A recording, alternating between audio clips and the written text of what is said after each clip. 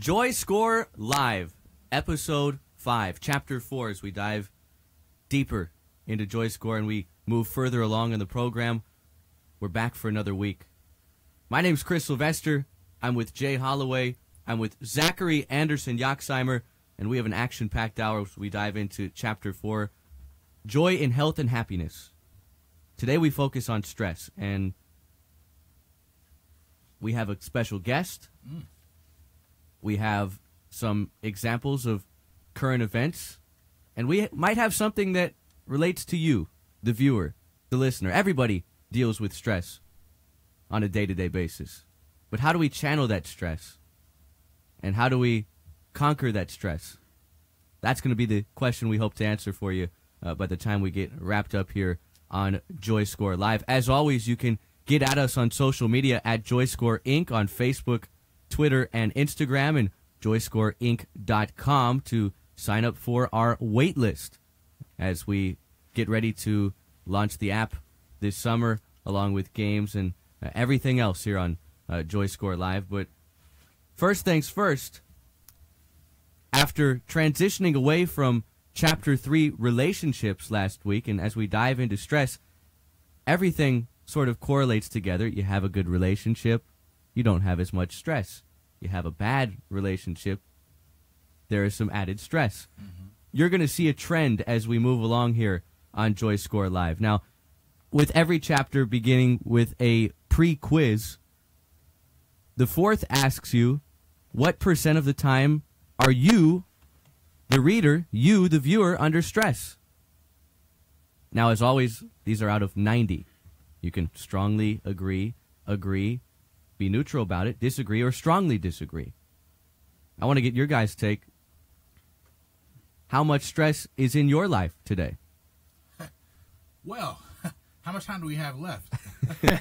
I know for my quiz I had a 58, so I'm pretty stressed. But I know where I need some improvement.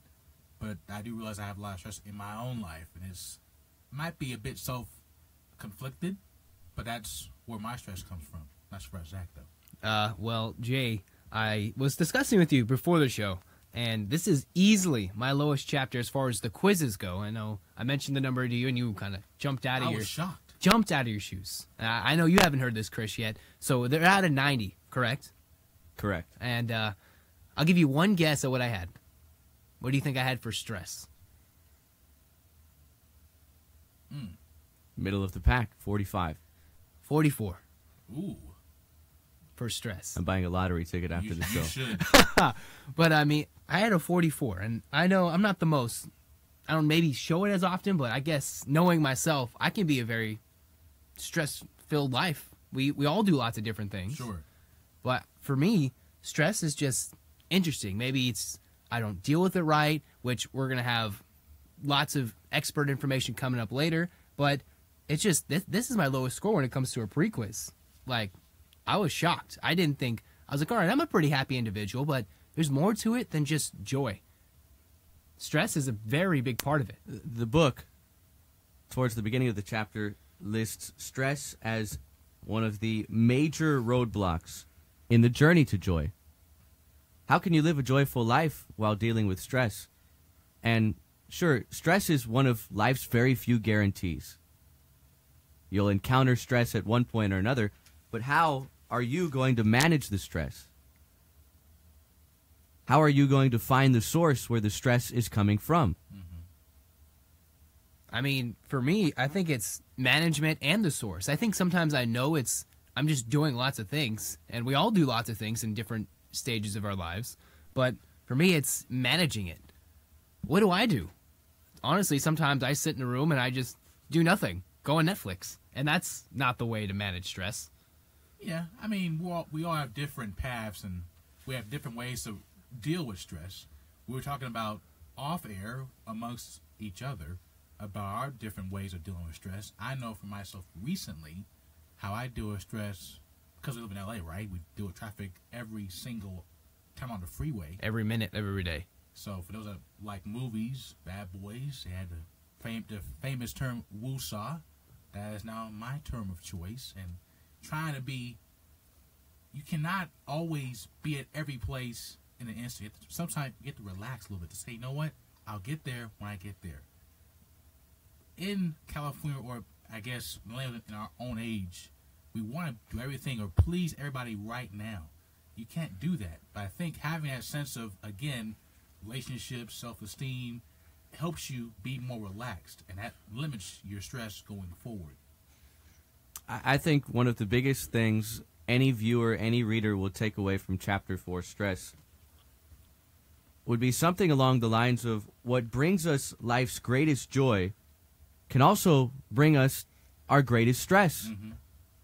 When our relationships are strong, we're less stressed. When they're not so strong, we're more stressed. When our financial situations are positive, we're less stressed. When we don't have the finances necessary to get us through day-to-day life, here comes the stress again.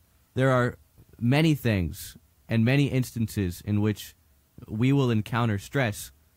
But as you move along Chapter 4, the hope and the goal is to understand how to channel that stress into motivation and how to move that stress and put it and make it a positive in other areas of your life. I just think the big thing is, how do you make something so negative, or something that is actually maybe not be negative in your life? Because sometimes self-esteem, that could be something low. Your thoughts, you might have bad thoughts, bad relationships, bad financial situations, as you mentioned. But sometimes stress is just something as simple as overload, or just thinking about something too much. What do you think? Well, I think is you have to realize what you control and what you can't control. You cannot control everything you do. You control some part of your life, but not everything that you do. You can't control traffic on a 405. You can't control people at work that are in a bad mood. That's not in your control. You control how you behave amongst those people, how you react to it, but you cannot overthink it, or let's say, oh, I had a bad day because I got here 5 minutes late. You can't control being late to work. You can leave a little early, but you can't control the end result of that. And I know one of my favorite parts of this chapter is, yes, there's defining stress, the symptoms of stress, which we'll get into later in the show, but for me, it's managing it. And something as simple as just considering the source and finding different techniques into which I should manage my stress. And sometimes for me, it's just simply sitting down and breathing and just doing a to-do list, something I don't even have with my lack of organizational skills. We mentioned everything sort of correlates with each other here on the show. We opened up Chapter 1 talking about thoughts, Chapter 2 touching on self-esteem, last week touching on relationships. With a higher self-esteem and with more positive thoughts comes, one would imagine, a better way to handle adversity, a better way to handle stress. With a low self-esteem and a negative mindset, when life's stresses come at you, how are you going to get back up? That's a good point. I mean, if you don't have that foundation of, in the beginning, of self-esteem, you can't get out of that stress hole. You just, I guess, the sunken place, as so many people said in this movie, Get Out. You have to get yourself together from a personal level, and then you can get out of things on the outside you can't always control. So I think you have to have a good balance of your own personal self to limit having a stress-filled life. I saw something in the chapter. It says, when trapped in the cycle of stress, you're unable to see.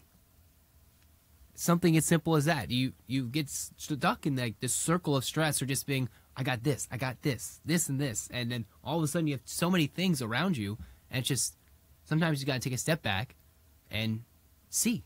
It's all about self-composure. When it comes down to stress, sometimes you're receiving stress from just about every aspect of your life, and it feels like you're getting sucked into this black hole, and there is no return to the surface. But with a high self-esteem, healthy habits, and a positive mindset along the lines of, I will get past this, and I'll be stronger once I get past this, can lead to the end result of joy. I think it's like a two-part dilemma. First, you need self-worth and self-belief in yourself, and two, your circle of people around you. I mean, you can be the best JoyScore in your own self-esteem, that's great. But if you don't have people around you that give you that sense of encouragement, saying, you know what, it's going to be okay, it's going to be fine. it limits your stress. That's a good point, Jake. Because coming into today, I was thinking, all right, you can try and identify the sources of stress, but then I came in thinking, what do you do when, all right, you might have your own things, but some people can manage much better than other people. But how do you help someone else? And how do you help them out of their stress, or identify when someone else is in a very stressful situation, like, say, myself, when I'm running around when we're working together and you just notice I'm very stressed? Well, like we talked to you a while back, you had problems with whatever it was. I'm not going to say on air, that's your personal business, but I had experience in what your flaw was because I had my own experience. If I know how to handle it, I couldn't give you advice about that. I can't say Zach's going to be okay because I know what you went through. That's how I can help you out. If you were around somebody that know what you went through, you would still be stressed right now. Now you're just free and relaxed. Everything's good. But you have to pick people that helps you fix your problems if you can't do it all by yourself.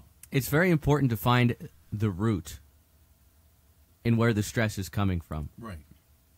A lot of times we walk around, we drive around, we sit around, we wonder what's plaguing us, what's really bothering us. We try and leap over what the issue really is. We try and leap over the root and say, oh, maybe it's this, maybe it's that. The biggest mistake one can make when trying to relieve stress is not recognizing the root of the stress. It's like a root in a garden. How is it going to go away if you don't attack it? Yeah, it's ugly. Yeah, it's a pain. It's going to keep growing back unless you really take the action and you really put in the work to get past it. For those in denial of where the stress is coming from, that's not the way to go about it. Mm-hmm. The stress will continue, and over time, like a weed, the stress will grow from its root, grow, and spread to other areas of your life. Stress is unavoidable. We've all been stressed. We might be a little stressed about something else right now. We were stressed last night. Just last night. Over something minuscule. And that can sometimes be the worst part. Over a small thing. Sometimes small things have to remain small. When you're stressed out, those small little things that make get on your nerves get bigger and bigger. You get more stressed and more stressed. You get more frustrated. And that leads to what? Doing bad distractions, i.e. drugs, alcohol, things you should be doing, but since you're so stressed out, you're trying to cope for that with, I would say, crazy results for it, but that helps you limit the stress for a short period of time, not for the long term. With the JoyScore and with knowing who you are and who your friends are, it helps you limit those stress problems, but also having sense of mind not to going to other resorts to limit the stress for a short period of time, but for a long period of time. Dr. B, the maestro of JoyScore, loves this saying. Keeping score is the Wheaties for everybody, right? Mm-hmm. The breakfast of champions. Yep. Keeping score. And JoyScore, out of 900, being in tune with yourself. How can you be in tune with yourself if you're stepping over and avoiding what you're stressed out about? Or you see a small issue and you blow it out of proportion. Mm-hmm.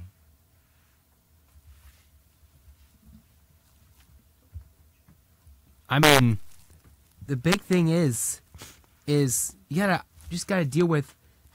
You mentioned how blowing it out of proportion. You get stuck in this circle of, all right, you're in this rotating circle of stress, and then you sit there and you just, all right, it's something little. Like, I have a homework assignment. I'm a student still. And I have a homework assignment. And just nagging because I haven't done it. While, say, someone else maybe has a payment due. Or someone else is having a baby or 3 babies cry at the same time. Mm-hmm. And then sometimes it's just, maybe you're dealing with all 3 at the same time. It's just a matter of trying to identify what to do and, like, how to, not necessarily attack things, but just how you go about things and what order you do to relieve your stress, or what you need to relieve your stress first in order to continue and break that circle of just being stressed and stuck and not be going anywhere. You got to be able to walk forward. Now, stress goes beyond being in a tough mental place, in a tough mental position. Obviously, when stressed, you sit back and, oh, I'm so stressed. Oh, I've had a long day. I'm so stressed. But getting down to the nitty-gritty of stress, it can also cause a number of medical issues, especially down the road in your life. Once you Yes. become older, once you have other things to deal with health-wise that may impact stress. And one of our special guests today, Dr. Stuart Fischer, a cardiologist at nearby Los Alamitos Medical Center, where he has spent the last 33 years. We're going to dive into some of the health issues that stress can bring to one's day-to-day life. As a cardiologist, he sees it on a day-to-day basis. So we're going to bring him in here momentarily, and there are a number of articles. If you just go on your favorite search engine and you search stress or stress amongst millennials, stress amongst today's human beings, you'll find so many studies where there is a root to the problem and how it spreads elsewhere. Depression, sadness, unhealthy eating habits, lack of sleep, just to name a few. And as we dive deeper into joy and health and happiness, we will touch on nutrition and fitness and how stress can sort of affect those things if you're letting it plague your life. But first things first, we're going to welcome in Dr. Stuart Fischer, a cardiologist at Los Alamitos Medical Center. He's been there since 1985. Dr. Fischer, thanks so much for hopping on the program and joining us here this evening. Well, it's my pleasure being here. Thank you for having me. Well, I'm sure you heard a little bit of our conversation here to open things up. Stress, you see it, you deal with it on an everyday basis. I'm sure from time to time you are stressed as well. You may be thinking about work at the moment and a little stressed out regarding what you have to do on a day-to-day basis. But as far as health is concerned, what sort of health issues can stress lead to? Well, I think I came here tonight specifically to discuss stress and cardiovascular disease, but I think the three of you have hit it very well that there are so many aspects of disease. We all hear about gastrointestinal disease. There are different pulmonary diseases. You hear about lowering your immune level. Someone was telling me the other day that they'd heard that former President Bush, when his wife died, that immediately after she died, he had to go back into the hospital, lowered his immunity. He became ill. So there are so many things, sort of what you just said, that if you just Google stress, how it impacts your entire life. In cardiovascular diseases, there are so many disease processes we deal with. We talk about stress and hypertension. If someone has long-standing stress, can they have increased catecholamines, which can cause vasoconstriction of the arteries, which can lead to hypertension? And now if you have hypertension, do you have an increased risk for cardiovascular disease, heart attacks, etc.? So stress really can play a role in your everyday life. I have patients that I hear who are stress eaters. They may have just had a problem with a friend, problem with a grade, something like that. Next thing you know, they're having a, quote, pity party, and suddenly they're eating big tubs of ice cream as if that's going to make them better. Stress is real. We deal with stress all the time. There is one entity that actually is fascinating. You've all heard the term broken heart or broken heart syndrome. Mm-hmm. That's real. There's an entity called takotsubo. That's a Japanese term. What it actually means is it's a Japanese bowl, which has a very large outpouching below and very thin above. If you think of a heart like a football, there is an entity where someone who's had an extreme stressful moment, loss of a loved one, can actually start complaining of chest pain, be brought into an emergency room and have an electrocardiogram, which looks like they're having a heart attack. And if you go ahead and do an angiogram, which are things that I used to do, and you look at the heart, first of all, the heart does look like that like a balloon. There's part of it which is ballooned out, other part that's thinned out and isn't squeezing, and their whole heart is squeezing poorly. But when you look at their coronary arteries, they're normal. So you wonder, are they having a heart attack or not? And that's being studied. And basically, these are people with normal coronary arteries who the day before had a normal heart, but now have a heart that's ballooned out. And it's all secondary to an incredible stressful event in their life. And that's called broken heart syndrome, or the real name is Takotsubo syndrome.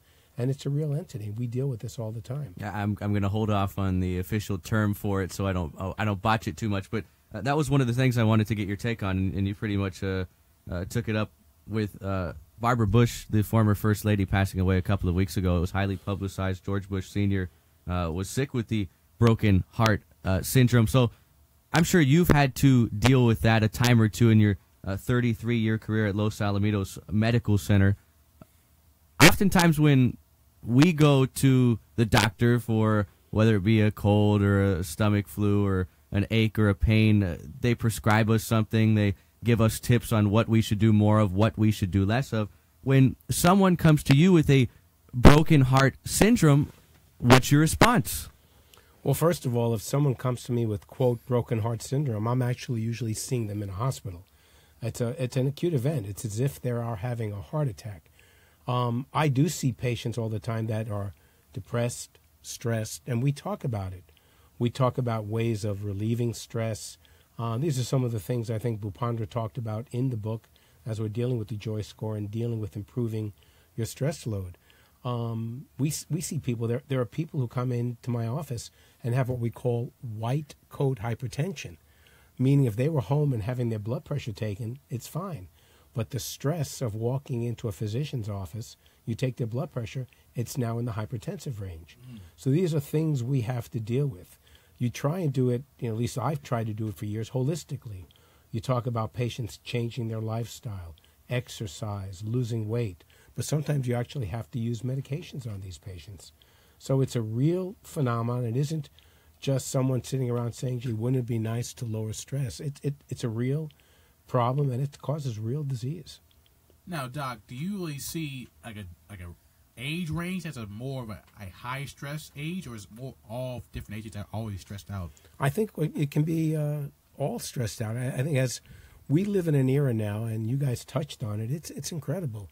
I think, if we want to use the term millennials, but people have so many more stresses. We're living in instant data, which can stress you out. We think we're all so much more knowledgeable with our iPhones, but again, I think it's more stressful having all that data constantly coming at us. So I've seen young patients, actually more recently young patients that are coming in with hypertension. Some of it's stress-related, dealing with some of the realities of what we're dealing with in the world, which I'm sure you'll talk about later. But we see it. Obviously, as a cardiologist, I'll tend to see an older population. You start seeing people in their 70s, 80s. But, you look around in hospitals, there are people having myocardial infarctions, heart attacks in their 40s and in their 50s. So we just have to take it one patient at a time. But, talk about relieving stress. One of the things I'll tell every patient, and that some people don't always realize, you touched on it before, talking about money and other things. What you don't realize and you begin to realize when you lose some of it is that if you have your health, you're the richest person in the world. That can get you through a lot of stressful situations. What you also said before about learning to deal with stress, but you realize that every day is a unique day. You're going to have a stressful situation come about and you're going to learn how to handle it, but just around the corner may be another stressful situation. So it's keeping your guard up and always working to keep those stress levels down. There's a growing teen epidemic, and I've read a number of articles about it regarding stress and what some of the quote-unquote struggles are of being a teenager, being a young person in 2018, in this 21st century.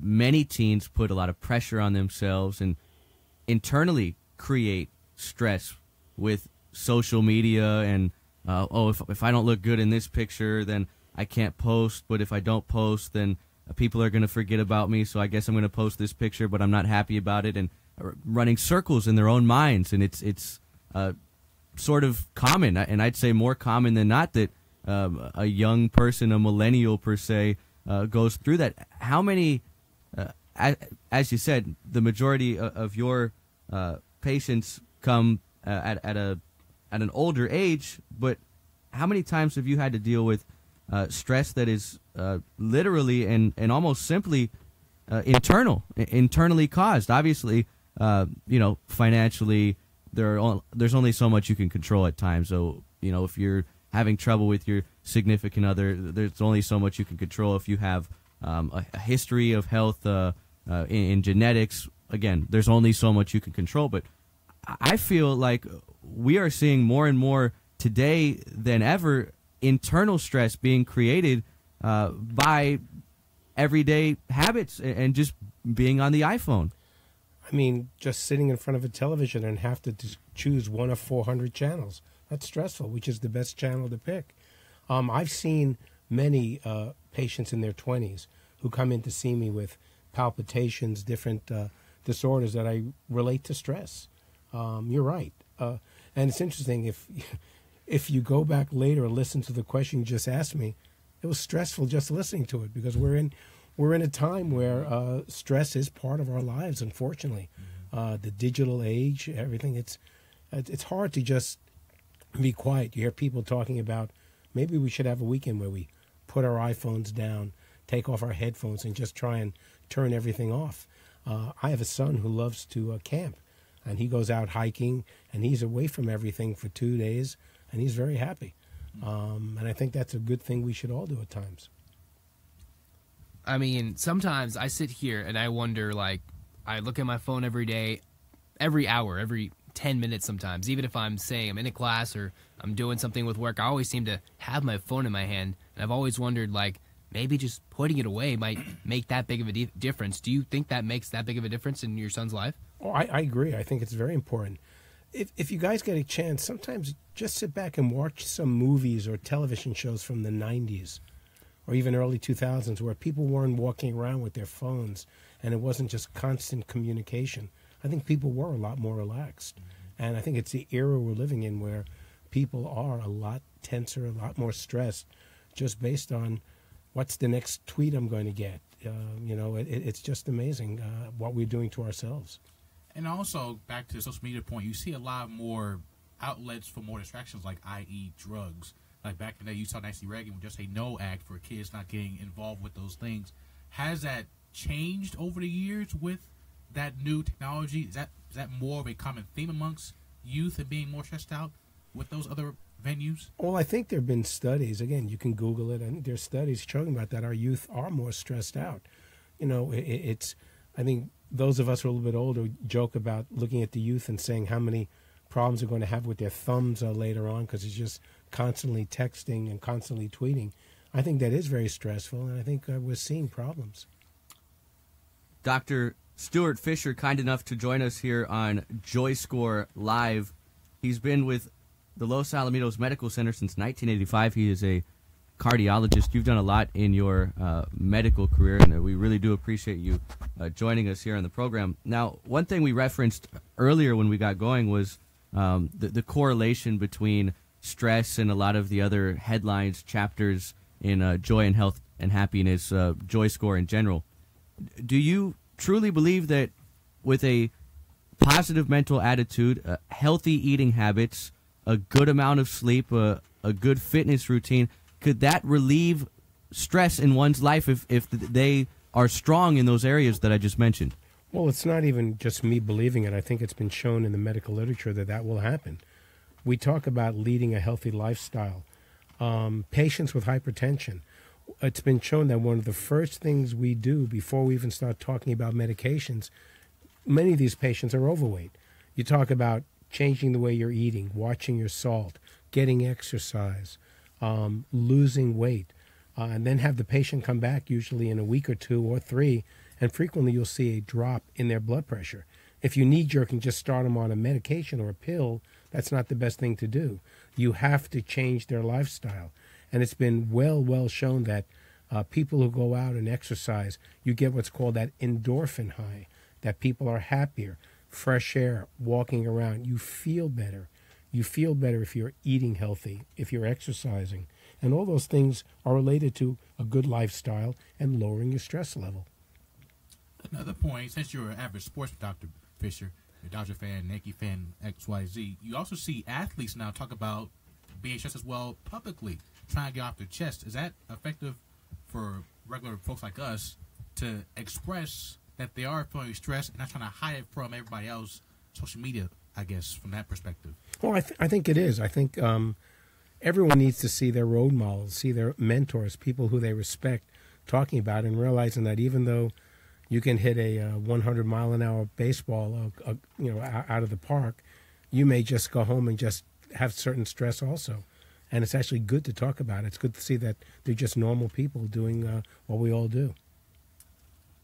Final thing before we let you go. I know you're a busy guy and you deal with a lot on a day-to-day basis, but you mentioned the professional athlete. Forget professional athlete. Let's look at some of the world's biggest celebrities. One thing we touched on a couple of weeks ago when we were going over Chapter 2, self-esteem, we pulled up this very interesting article, and I believe you may have passed it Dr. B's way, but it was regarding a young man and his bright future in the financial field. He was making 6 digits at 21, 22 years old. I think you know what I'm getting to here, but he went away from all that.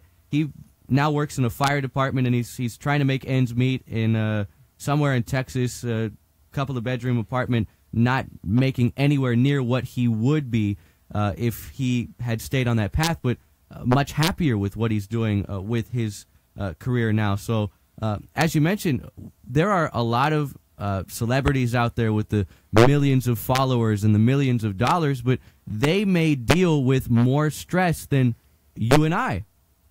Oh, I think that's been well established through the years. How many celebrities have committed suicide? You think they have it all, and then they lose it. So just because you have fame and just because you have financial security doesn't mean you're going to be happy. It doesn't mean you don't have stress. In fact, sometimes when you have success at a very young age, the problem is what's next. If you have all the success at age 22, what are you going to do when you're 23? And you have to realize you have to maintain that, or trying to maintain a certain lifestyle. That's incredibly stressful, and we've seen people fall off who can't handle it well. He is Dr. Stuart Fischer, a cardiologist at the Los Alamitos Medical Center. He's been there for 33 years, and, well, I'm sure you don't want to work for 33 more, but if you do, we certainly wish you the best in that. Thank you so much for joining us. Gentlemen, it's been my pleasure. Again, Dr. Stuart Fischer, kind enough to join us, a cardiologist at Los Alamitos Medical Center. Great stuff from Dr. Fischer there regarding stress and how it impacts one's day-to-day life, and especially health as we get older and older, as the age begins to go up year by year. They say time moves along quicker the older you get, so it's important to understand where the root of your stress is coming from and try and attack it and try and channel it into a more positive lifestyle. With everything he said, it's interesting how, and it blows my mind every time we take the air, how everything sort of correlates together in joy and health and happiness. I mean, everything. You wouldn't think thoughts, relationships, fitness would be in the same boat, but they're all right there, glued and stuck to each other. Self-esteem, it's like the mantra of it all, really. I mean, it's truly interesting as we move along. And today, of course, we're talking about Chapter 4. We're going over stress here on JoyScore Live. Get at us on social media at JoyScore Inc. on Instagram, Facebook, and Twitter. Online at JoyScoreInc.com. What was your biggest takeaway, Mr. Yoxheimer, on Dr. Stuart Fischer's history dealing with stress in the medical field? I think it's a couple of things. One, as we've already brought up, it can happen to anybody and everyone at all certain points, whether it's small, big. It happens to everyone, even the celebrities, us here in our little studio, the average, and just anybody on the street could be going through a stressful day and you don't even know it. But the thing is, how do we resolve that? And he mentioned exercising. Exercising a big thing. I know reading the book, there's multiple different things that Dr. B lists, whether it be listening to music, relaxation, whatever that means to you, breathing, hobbies, yoga. So I was wondering what your take is on the types of things that you would do to relieve your own stress. Well, I think the key thing about that last point you made, Zach, was relaxing and defining what relaxing is. That's not going on Twitter. That's not going on Snapchat. That's actually sitting down and just relaxing. The song goes, me, myself, and I.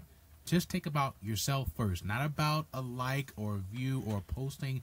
Take some me time to reset your own self, to not go nuts. Just relax.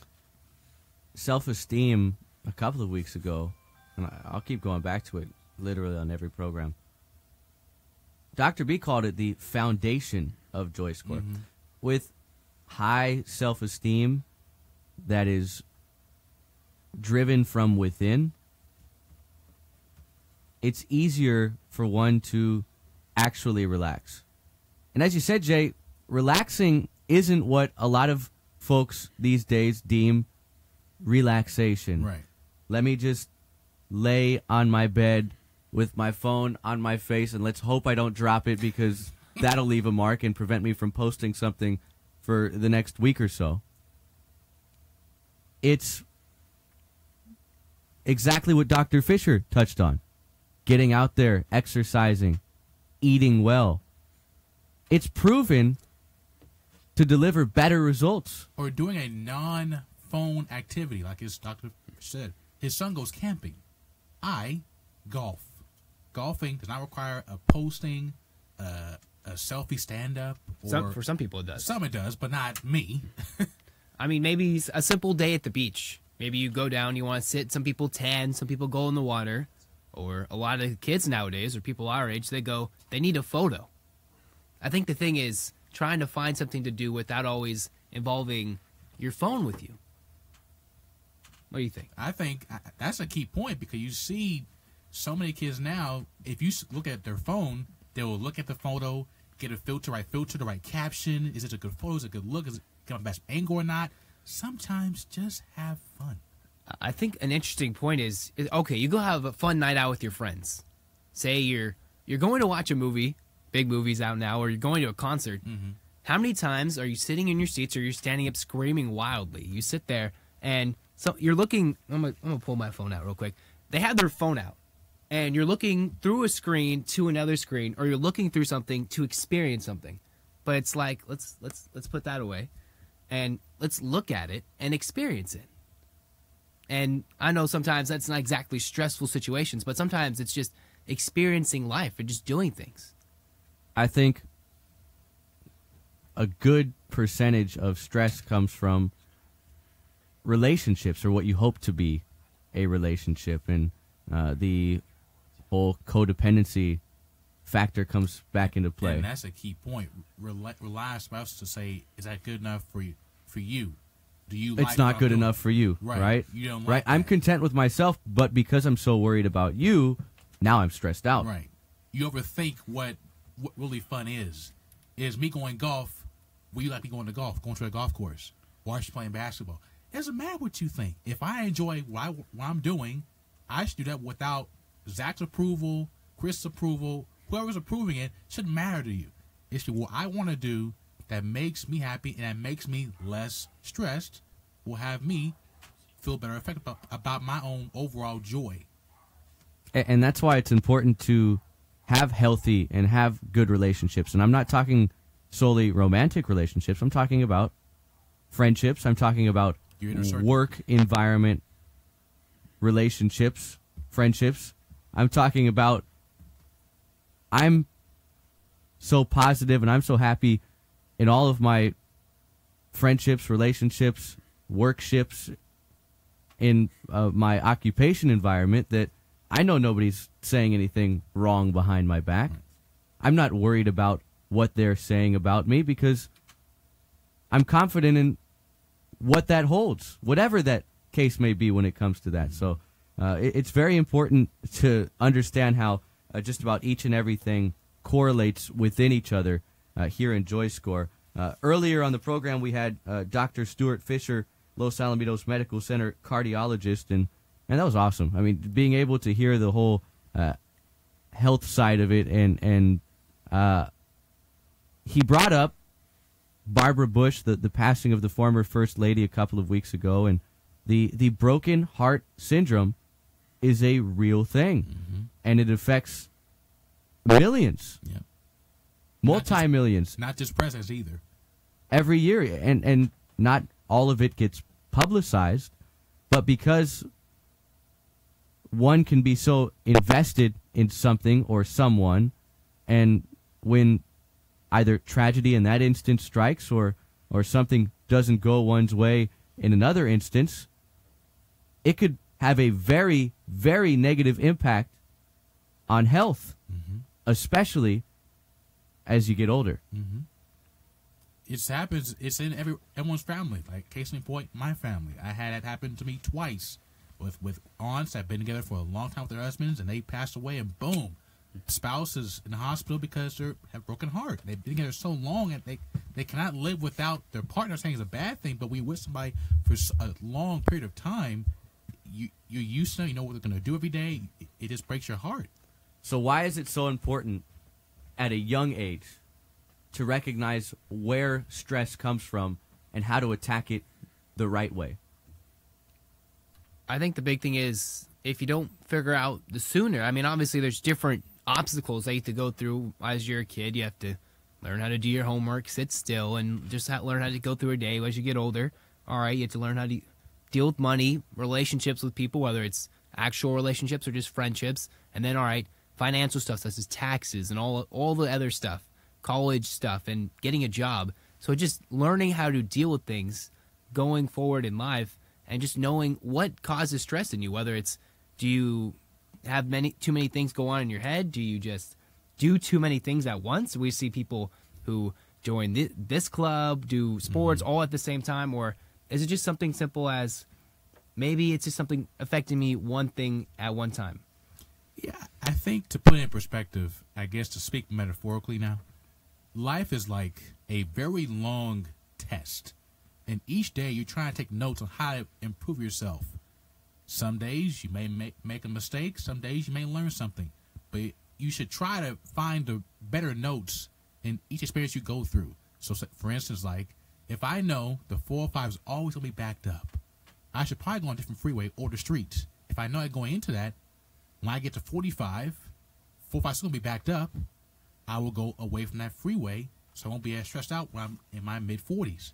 You're trying to always improve yourself day by day so you're not making smaller things when you're younger a bigger problem when you get older.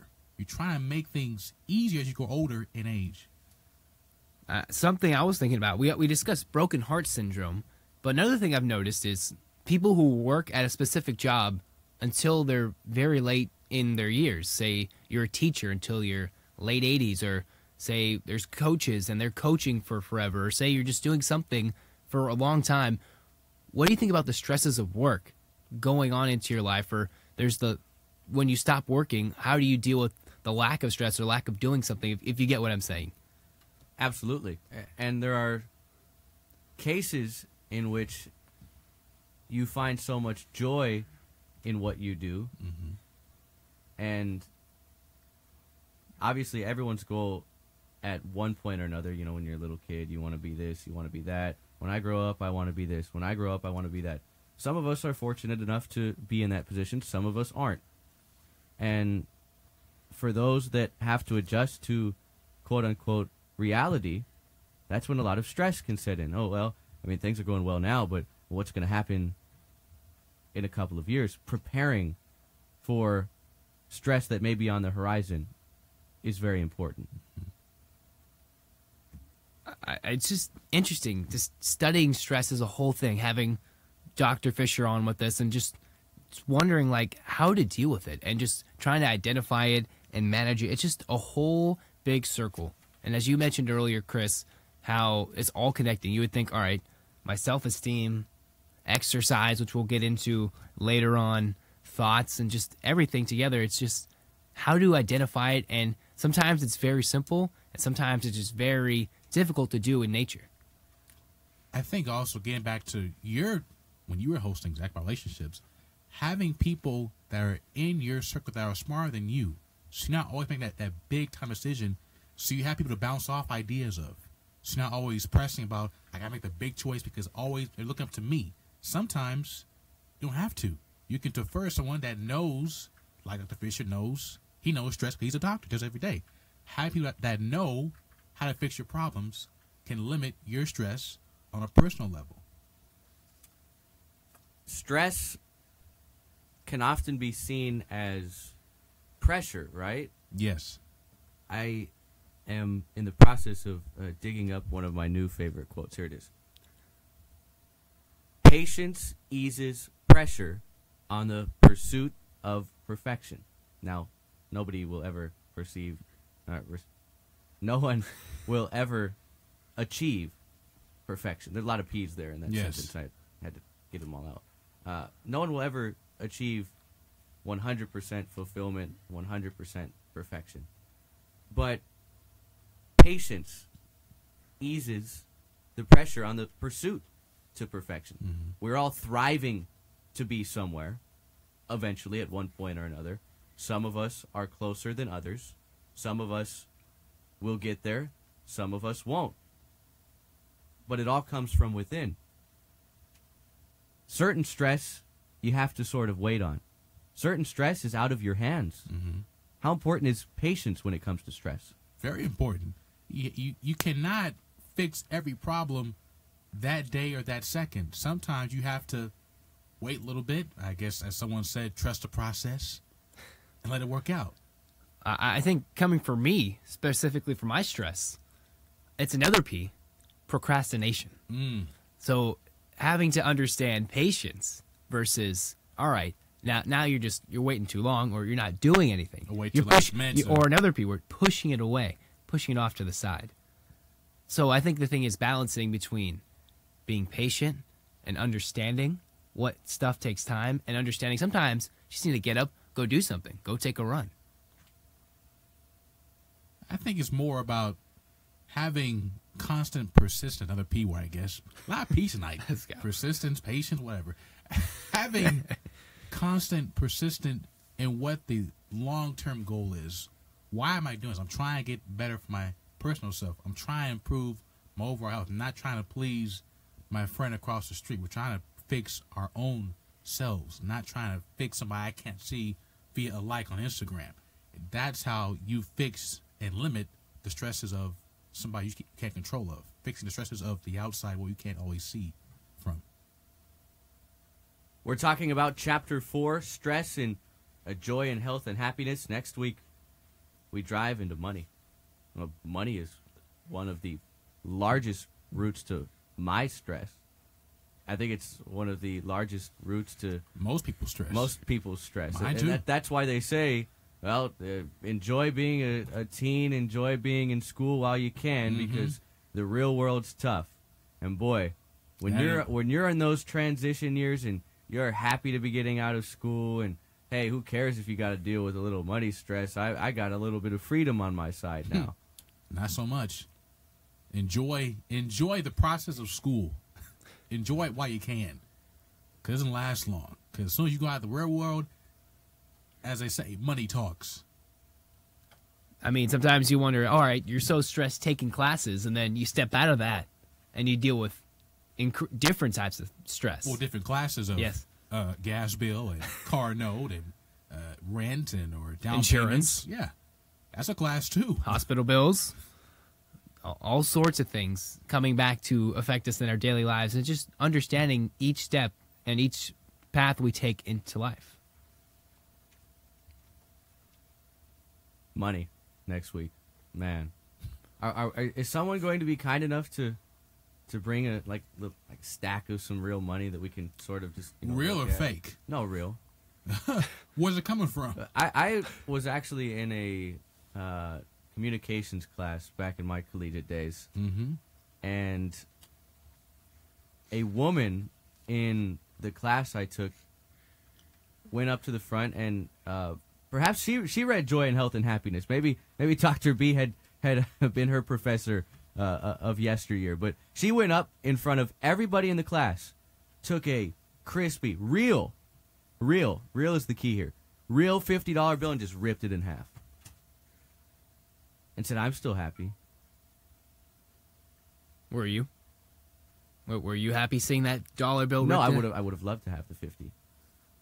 My point being, I think we'll find some correlation again next week in stress and money, and how to be less stressed when you have less money, which may be the answer to 95% of a lot of people's stresses. Yeah. Or the opposite side, what happens when you have all the money and you're just not joyful or happy at all? How can you find something that helps you when you have, quote unquote, everything, but in essence, nothing? Or in essence, you have a lot of money, you're overjoyed with how you spend your money. And it limits to being at a lower tier, and now you're back to not being joyful again. How do you where is the balance between having lots of money and not overusing it in one instance and spreading out over a period of time to be joyful from 21 to 81 to 91, etc., to going from 21 to 22, and you're now just broke? How to make that stretch out and make it more persistent, more prosperous for generations behind you going forward? And setting goals, setting sights, having aspirations is vital, and it's almost a necessity. Young, wealthy human beings are oftentimes the most depressed because they sit there and they think to themselves, hey, I have everything. This is great. This is great. This is great. This is getting old. Yeah. What now?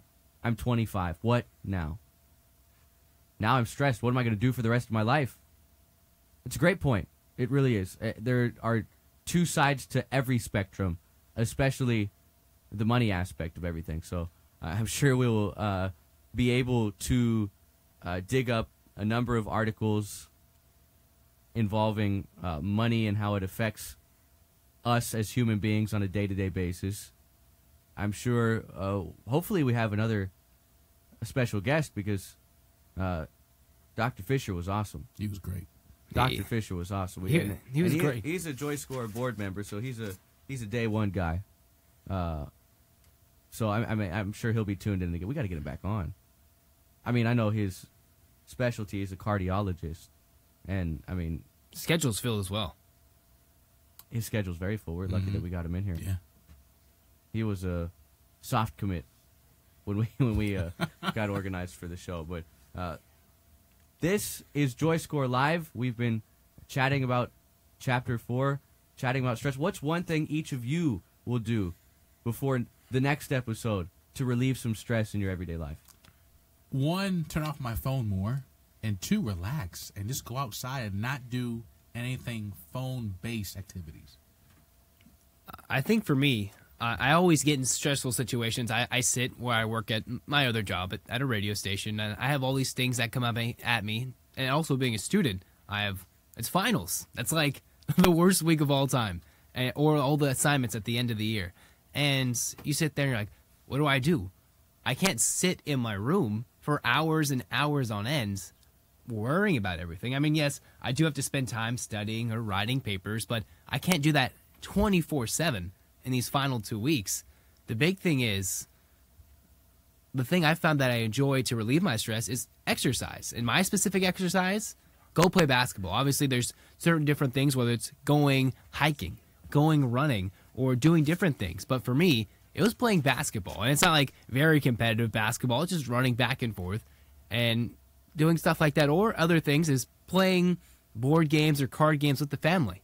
Those are fun times that I've enjoyed, just to de-stress, relax, and know, all right, I'm going to be perfectly fine here, guys. Like, just find those little things that make you happy, very joyful, and also just give you a step back to breathe. It's all about how we manage stress and how we factor stress into the day-to-day. Next week is fitness. So the big thing is, as we had the special guest this week with Dr. Fischer, next week we have to talk about fitness. I was under the assumption we were. Flip a plan. See, sometimes that's the fun. JoyScore Live. Sometimes you got to flip things, Oh, turn well, turn things on your head. We're all the way live, so you know, All the I mean, way. We don't Yes. have the Super Bowl Janet Jackson. Whoa there. I mean, sometimes. Okay, well, Fitness. that might correlate with stress even more. Mm-hmm. Dr. Fisher had touched on a number of his clients that had stress health issues. It was surrounding a lack of fitness. Mm-hmm. And so we have a couple of fitness experts I know we're hoping to have on the program next week. And shoot, I mean, look, not all of us can afford a personal trainer, but boy, if I'll take the fitness helps where I can get them. Mm-hmm. I sure could too. I mean, I would love fitness help. Sometimes it's doing stuff or how to do certain things right or what time of day will make me happier, like getting up in the morning or working out late at night. What types of things, little things that might help my personal joy and stuff like that affect my daily routine and my weekly routine. Great. Fitness. So I suppose my question changes. What step in fitness will you take within the next week? Well, like Zach said, get some more hoops in. Never hurt nobody. Always a fan of the young basketball, and also some more golf too. I think for me, I mentioned basketball is my stress reliever, and it is quite my fitness.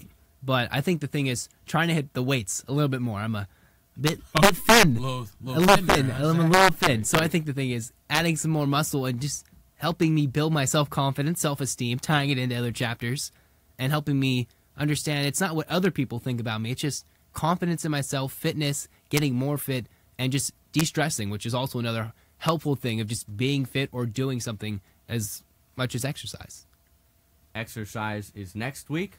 Money will come at a later date. And I suppose that may be the moral of one of today's stories. Sometimes you do what you love and the money will follow. There you go. Isn't that a very popular quote these days? Yes, it is.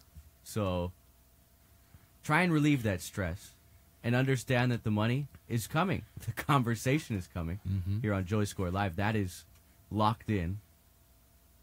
But next week we'll talk fitness. So we'll get fit and then we'll get rich, right? Yes. I just need to get fit, and hopefully that can just help me with my joy score. For Zachary Anderson Yoxheimer, for Jay Holloway, another special thank you to our special guest here today, Dr. Stuart Fischer, a cardiologist for 33 years at Los Alamitos Medical Center. I'd love to be one place for 33 years. You can be. You can be. You just got to relieve the stress. Yeah, and be more joyful. Okay. So we say so long to you from our JoyScore studios. This has been JoyScore Live. We'll see you next week when we touch on fitness and put on our running shoes and sweat a little bit. Good night, everybody.